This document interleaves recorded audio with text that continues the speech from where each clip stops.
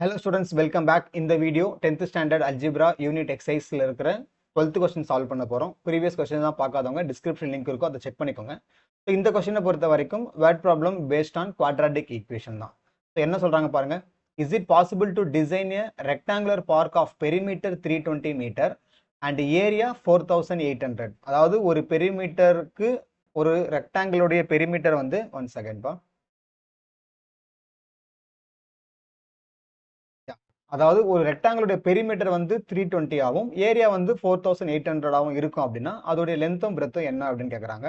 So நான் என்ன பண்ணுறேன், லெட் லென்த் பி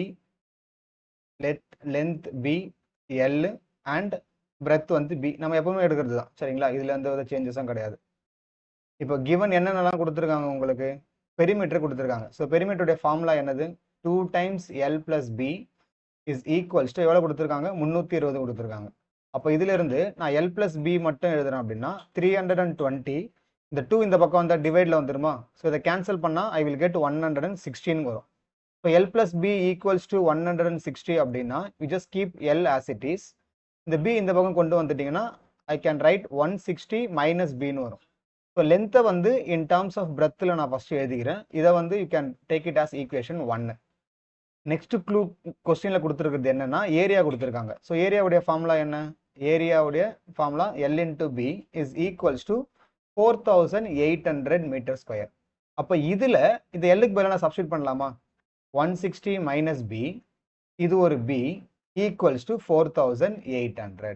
சொல்கிறது புரியுதுங்களா? இப்போ மல்டிப்ளை பண்ணால் என்ன ஆகும், 160 B minus B into B square is equals to 4800. இப்போ இவங்க ரெண்டு பேரும் இந்த பக்கம் தூக்கிட்டு போயிடுங்க. ஸோ என்ன கிடைக்கும், பி ஸ்கொயர் பாசிட்டிவ் ஆகிடும், இந்த 160 பி நெகட்டிவ் ஆகிடும், இந்த 4800 அங்கே தான் இருக்குது, ஈக்குவல்ஸ் டு 0. இப்போ நமக்கு ஒரு குவாட்ராட்டிக் ஈக்குவேஷன் பக்காவாக கிடச்சிருச்சு. ஸோ மல்டிப்ளை பண்ணால் 4800 வரணும், ஆட் பண்ணால் 160 வரணும். சார் பெரிய நம்பராக இருக்கே சார், கஷ்டமாக இருக்கே அப்படிலாம் ஃபீல் பண்ணாதீங்க. நீங்கள் அதை 48 16ஆகவே சொல்லுங்கள், 0 வந்து விட்டுருங்க. 48 மல்டிப்ளை பண்ணால் வரணும், ஆட் பண்ணால் 16 வரணும். என்ன வரும் உங்களுக்கு, 12 4ன்னு வரும். ஸோ ரெண்டுத்தையும் மைனஸ் போட்டுக்கலாம். இப்போ இங்கே 0 போட்டுக்கோங்க. புரியுதா? அங்கே யோசிக்கும் பொழுது நீங்கள் வெறும் 48 16 வச்சு யோசிச்சுட்டு ஆன்சர் எழுதும்போது நீங்கள் 0 போட்டுக்கோங்க.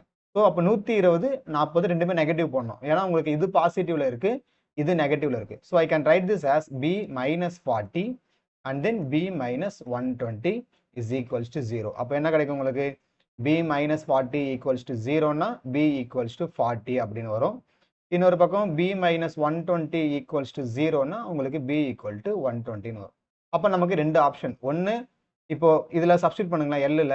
அப்போ என்ன வரும், பி ஈக்குவல்ஸ் டு 40 அப்படின்னா எல்லுடைய வேல்யூ என்ன, 160 மைனஸ் 40யா, ஸோ லென்த் ஈக்குவல் டு 120 வரும். இது டைமென்ஷன்ஸ் தானே. ஸோ உங்களுக்கு லென்த் 120 இருக்கும்போது பிரெத் 40, இல்லை லென்த் 40னா பிரெத் வந்து 120 வரும். ஸோ சப்போஸ் நீங்கள் பிரெத் வந்து 120 போட்டிங்கன்னா லென்த் என்ன கிடைக்கும், 160 மைனஸ் 120 யூ வில் கெட் 40 இது. சரியா, டைமென்ஷன்ஸ் தான். ஸோ நீங்கள் லென்த் நம்ம மேக்ஸிமம் எடுத்துக்கிறதால 120 அண்ட் 40 தான் வந்து length and breadth of your rectangle சமம் வச்சிடலாம். புரியுதா? நமக்கு ரெண்டு பாசிபிலிட்டி வருதுமா. உங்களுக்கு வந்து இப்படி நம்ம ஜஸ்ட் இப்படி இமேஜின் பண்ணுங்களேன், உங்களுக்கு இப்படி இருக்குன்னு வச்சுக்கோங்களேன், இது நம்ம 120 இது 40ன்னு சொல்லலாம். இது அப்படியே நீங்கள் அப்படியே வெர்டிகலாக இப்படி நிற்க வச்சிங்கன்னா சொல்லுவீங்க இந்த பக்கம் 40 இந்த பக்கம் 120. ஆஃப்டர் ஆல் தேர் ஆல் டைமென்ஷன்ஸ் தானே. ஸோ ரெண்டுமே சேமாக தான் இருக்க போகுது. இப்படி வச்சா ஒன்று வரும், இப்படி வச்சா ஒரு வரும் ஷேப்பில். ஸோ ஆன்சர்ஸ் வந்து இதுக்கு லென்த் வந்து யூஸ்வலாக லென்த்னால நம்ம பெரிய நம்பர் சொல்லுவோம்ல. ஸோ லென்த் வந்து 120, பிரெத் வந்து 40ன்னு சொல்லிட்டு நம்ம நீங்கள் முடிச்சுக்கலாம். So comparing with the previous question இது கொஞ்சம் ஈஸியாக தானே இருந்தது.